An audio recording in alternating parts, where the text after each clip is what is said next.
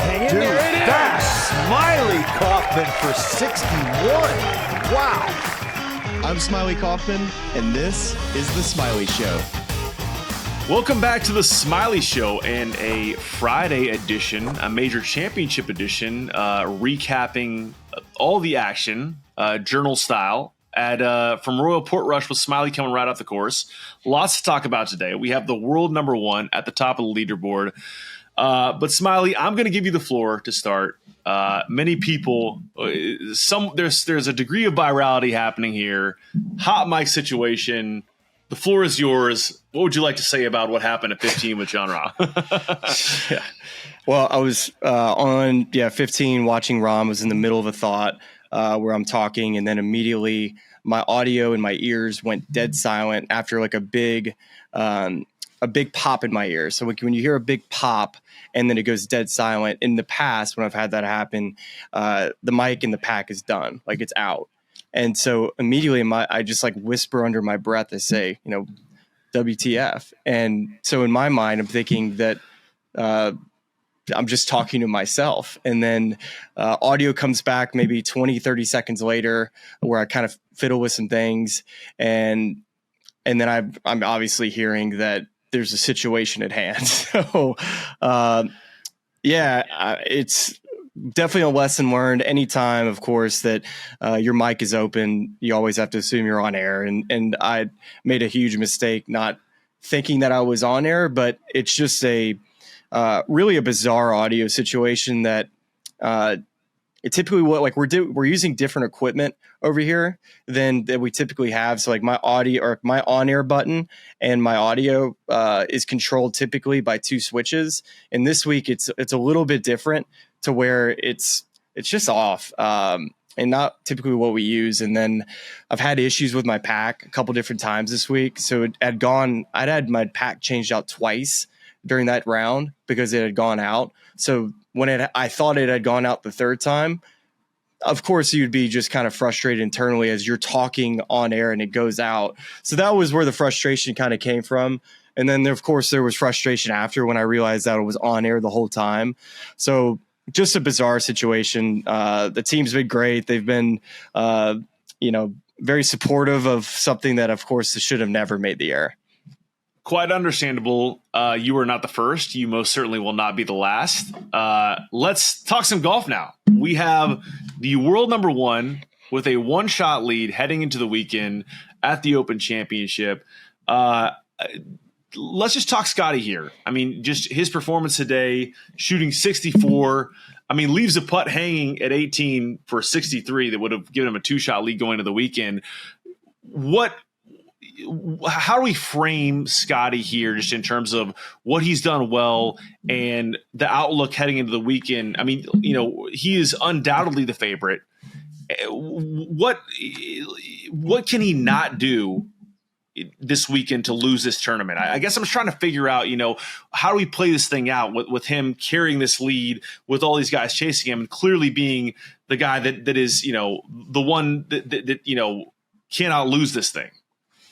Well, I mean, it's hard to compare somebody to Tiger Woods, but he's starting to do that at major championships now. When you have, the best ball striker in the field combined with now the best putter in the field, it's ridiculous. He's currently when he shot 64 today, 10 under par, one shot lead, and it seems with Scotty, when he's just around the lead, he feels like he's going to win the golf tournament. But when he gets a lead heading into a weekend, it feels like an insurmountable thing for everybody that's trying to chase him. So I think that's where my mind immediately goes, is that Scotty has given himself an opportunity now to just play his golf. I think if the weather was a little bit tougher on the weekend, which wind's not supposed to blow quite as much.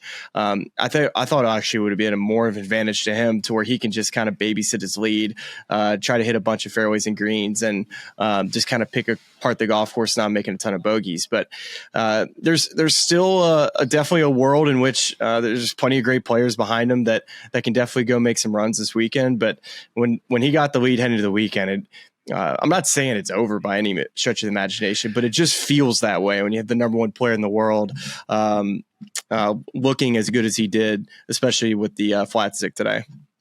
Right. Like, I think that's the thing I'm trying to resolve in my head is you're looking at Data Golf. They're giving him a 56.3% chance to win this tournament.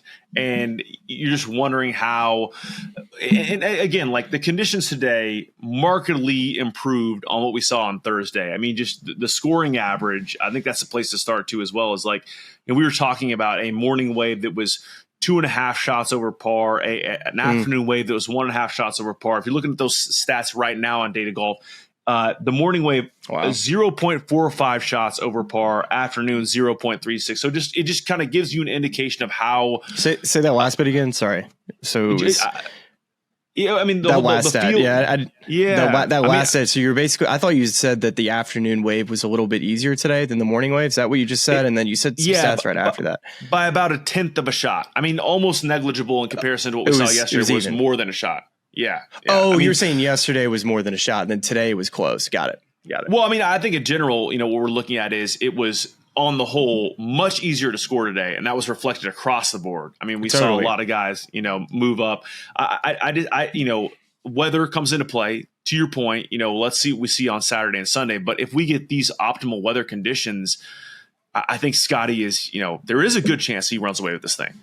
They're really good at putting these flag sticks right on the corners of the greens that are up against, 2 to 3% slopes, and then flag sticks that are on spines, flag sticks that are hiding behind slopes, which a lot of these Open Championship golf courses, the greens maybe are more so on the flatter side, but these greens have a bunch of slope in them. So they're really good at finding some very difficult hole locations, which I think yesterday, the firm, faster conditions, throw in a little bit of rain, made the golf course play difficult, especially when we had some heavier winds. And then today we had a little bit of everything. We had all the seasons. We had a perfect evening. The end of the day was as nice as it's been all week. At one point during the day, I didn't have a rain gear, umbrella, and I've never been more wet in my entire life. And then at another point of the day, the wind was howling. So it just really was a bizarre day, kind of crazy that the draw was fairly even from morning to afternoon. I think everybody had to kind of battle the elements at some point during the day. But it's listen, the Open Championship is it is climbing the rankings ladder. It's been climbing the rankings ladder for me as my favorite major championship. And this venue, this golf course, Portrush, the fans, it's just an incredible event, and I'm excited for the weekend. I mean, we got a good leaderboard with plenty of possibilities with, but gosh, if Rory's got a big lead, I mean, Scotty's 7 shots in front of Rory, and that just feels like a big task for someone like him to try to catch him at the top. Well, and I think that is a great place to go as well. If you're talking about Rory McIlroy won the Masters this year, this is a home game of sorts for him in Northern Ireland. If you look at a leaderboard and you see T12 next to Rory's name heading into the weekend, you're feeling like he has a chance to win it. But 7 shots behind the world's number 1 player. I mean, I'm trying to figure out who gets back into this thing. Like what needs to happen with Scottie Scheffler's game to make this more compelling heading into the weekend? Because it feels like the more likely scenario is he runs away with it. Well, technically, it's the driver. It would be the issue for Scotty when you get in some crazy situations out here where you lose a ball at the 11th hole or you lose a tee shot on the 4th hole. Plenty of possibilities to screw it up off of the tee. But if he's able to keep it, for the most part in the fairway or just off the fairway and in places that he can advance it, that's where it feels like Scotty's going to be really tough to beat. But if he gets a little wayward with the driver, definitely feel like it opens it up for plenty of players. Matthew Fitzpatrick is hitting it really, really well right now. Made some big putts down the stretch. We know what type of player he is capable of being a major championship winner, US Open. But it's still been a while since Matt's been, in a situation like this. So you have to factor that there a little bit. Well, and I want to talk about him a little bit. 5 under 66 today, and we were looking at him earlier in the year, and he looked like a player that was kind of lost. Breaks up with Billy Foster, finds a new caddy. But you start looking at his recent results: T17 at the Travelers, T8 at the Rocket Classic, T4 at the Genesis Scottish Open. finding some form. I mean, I know you weren't following his group, but what are you seeing, or like what's he putting together here that looks like he could find some consistency? Like it looks like he's at the time he wins the US Open, he's a top 10 player in the world. And then the fall after that was precipitous. And now we're back in a place where he's playing great golf. He's in the mix. He's 59th in the world, but looking to move up after this weekend. It looks like he's found something again. Totally. Confidence has come back with just, ball flight kind of coming back a little bit. Mark Blackburn's is really incredible at helping guys understand their patterns and getting them understanding really just their concepts of what they're doing wrong and how they can do it better. And Fitzy's a really smart guy, very, very smart, intelligent, and works really hard. And I'm happy to see that he has been trending. He's probably another player that we probably could have mentioned as a sleeper heading into the week, but hasn't necessarily played well in links golf. I know we think that every European player grew up on links and plays really, really well at links golf courses, but his record's not great. But you would think it should be because of how he plays the game. Has a very strong ball flight, very good putter, a gritty competitor, very smart, strategic. Those are all the things you need to be a good links player. It just hasn't necessarily worked for him yet. But over these first 2 days, shooting 400, 500, that's a great start. So I look forward to see what he can do. And then I think the other name is Brian Harman. He's just so solid, man. And this is a great track for him. And he's not going anywhere either. And especially if he can, kind of, take some time, if he's playing with Scotty on Sunday, just kind of get in somebody's head about, making the right decision at that time. That would maybe get under some skin, right? Mix in a few extra waggles. Yeah, just a waggle or two. Just throw in a few extra waggles, slow it down a little bit. I will say, spot on from you. Brian Harman, Tyrrell Hatton, Harris English. I mean, we're going to have to look into some insider trading here. You nailed this from the jump. Well, it's just the golf course. It's the golf course that the skill set that's required at this place. I think it's not surprising to see some of these guys play well. And also another player, I know I keep on bringing up another player at a time, but I was watching Robert McIntyre on Thursday, in which he was actually playing really good golf and just kept on ending up in just terrible places and squeaked out an even par round where it felt like the places that he hit, it felt like it could have been worse, but also it didn't feel like he was playing that bad and should have been much, much better. And he went out and shot a 500 round par round. And I think he's a player that will continue to climb up the leaderboard just based on what I saw and his overall play. I'm stunned by the turnaround for Bryson. Like one shot off the round of the day, 6 under. I mean, I'm not to make really the cut on the number.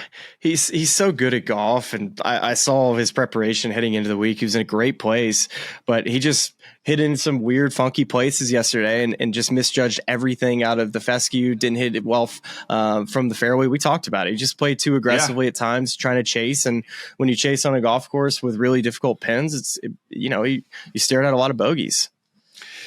How much did you hear or see of the what became a 2-stroke penalty for Shane Lowry with the situation? I believe at the 12. Yeah. And it sounds like he's not going to get stroked based on the car ride on the way. He is officially getting stroked. There was, per I believe golf.com, a 20-minute conversation involving Shane, Scotty, Colin Morikawa after the round, and they gave him a 2-stroke penalty there. Okay. Wait, it was 2 strokes? Yeah. It's not 1 stroke? 2 strokes. Yeah. Dang, he is at even par now heading into the weekend. Dang. Yeah. Is that already adjusted on the board too? Yeah, breaking 36 minutes ago. Yeah. Okay. Mm-hmm. I mean, it's clearly moved. I think everybody can kind of agree with that. But from what I could tell, it looked like Shane was doing, check the lie, you kind of take a backswing and your eyes already take you up to the hole. So he probably didn't ever see it move. But clearly when he goes back and sees the video, I'm sure that you can argue a lot of things about, hey, if I didn't see it move, how can I call it on myself? But it would be tough knowing that with that video out there, it'd have been pretty challenging for him to tee up tomorrow without the penalty. It sucks. Right. Smylie, something that I picked up early, it's like pre 7 a.m. on a feature groups feed with Bryson, reviewing a leaderboard, seeing Keegan Bradley's name. And there's apparently a report out there via Tim Barger at Sky Sports that Keegan is going to play on the Ryder Cup team, and that Jim Furyk is going to be the de facto captain of sorts, managing team affairs while Keegan is playing.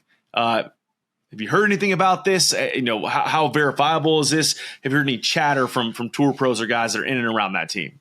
I haven't heard anything, but I think we all expect that Keegan should be on the team. And I assume that what's going to end up happening is that, of course, Keegan has to pick himself, but I think if they ever do the captain's picks later on, Jim Furyk will probably, before all the picks are made by Keegan and introducing the rest of his team, have to think that Jim Furyk is going to come up, or maybe one of the other vice captains, but assume Jim Furyk, as you just said, the de facto captain when he's playing, that he would introduce him as one of the picks, because he's obviously earned it. He's played really well today, shot at 67, and I think when we look at this American team, it's hard to ever picture Keegan Bradley not being on it based off of his play.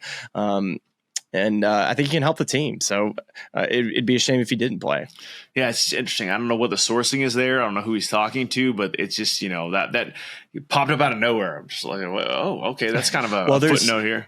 There's a bunch of language and contracts being sent around at this time, whether it's to captains or potential players, that I think it's pretty normal that this is something that they always end up having to do to sign for the PGA of America, just as they go through this process, and probably just more clerical than anything. What's happening right now, and maybe that's what's been leaked. I don't know. I've never made a team, so wouldn't know. Fair enough. Okay, well, let's close here. Kevin Kisner, bats, Dan Hicks. What do you got for us on that front? All right. So if you were watching, it was a wild day. It was an interesting day. I mean, so much happened. Scotty played amazing. My crazy thing that happened in 15, which didn't happen. And then during a middle of a downpour, in this set, apparently a bat got into the set, or some type of flying object that resembled a bat. And Dan Hicks is trying to shoot away like this. Kisner's crawling underneath the desk.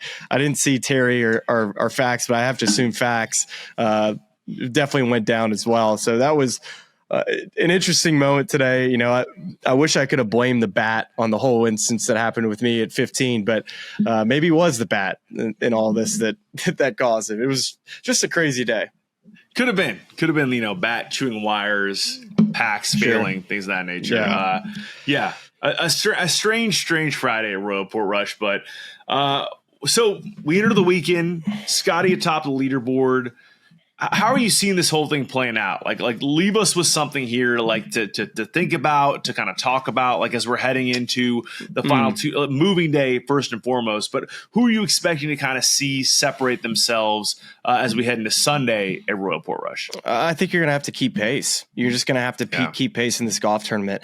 Have to avoid big numbers, and you're going to have to go make some birdies, and just kind of, sometimes you end up being on the wrong hole at the wrong time in these tournaments. And whenever that does happen, it's being able to manage the moment and not letting it get away from you. But plenty of things can happen this weekend. Scottie Scheffler potentially winning an Open Championship in the last major would be amazing for golf, and the fact that we can go to Shinnecock next year and have Grand Slam talks already, which is just crazy to think about. But a 2 major win season is kind of where we kind of felt like was going to happen with Scotty this year, heading after just an incredible season last year with 9 wins.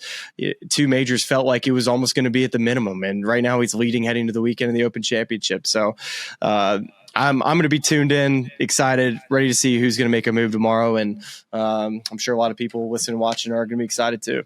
What do you think the number is heading into Sunday? What do you think is leading? It's so difficult to predict. I said 6 going into today because I thought we were going to have heavier more winds, weather, more rain, and it just wasn't nearly as hard as it was on Thursday. I have to think that you're going to have to keep pace at, seems like Scotty's probably going to shoot somewhere between 3 to 5 under would be a safe bet. Yeah. So somewhere around that 13 to 15 under probably is going to be the lead. Would be surprised if Scotty goes out and shoots even par, but I know those players behind him are probably expecting they need to be on their front foot tomorrow. All right, well, there you have it. That's what you have to look forward to. We appreciate you joining us for our Friday Recap Journal. Come back right here tomorrow for yet another Saturday recap of all the action from the Open Championship at Royal Portrush. We'll talk to you then. I listened to this podcast. It's really cool, and all of our First lovely time. fans and subscribers, but make sure you like and subscribe. It's cool to see what you guys are doing. I know golf fans appreciate it, but we do too, so please keep it up. For all the good people of YouTube, like and subscribe. You guys have some good takes, so I'm happy to come on and shoot the